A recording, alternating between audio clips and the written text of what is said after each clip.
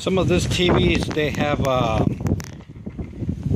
bunch of like plastic, and it's hard to take off the copper like this.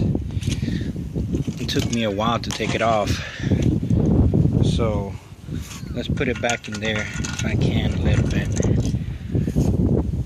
It doesn't go like that, but you get the idea.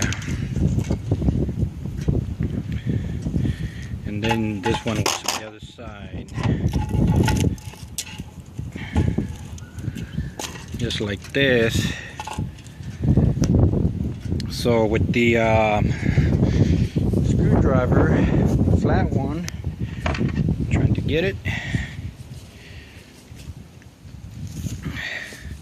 I kept going like this, like just doing it easy until it came off.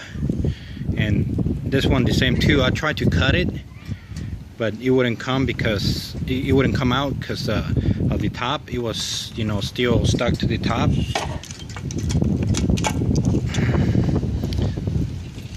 Let's see if I can get it down. Well, yeah, it was like that. And then little by little, with patience, I was able to take it out. But first, I had to break the plastic. Sorry about this, guys, but trying to do it with one hand. The plastic was like that too, and it's real windy too. So the plastic was like that, and it was very hard, you know. I was trying not to break this, and I didn't. So that's the main thing.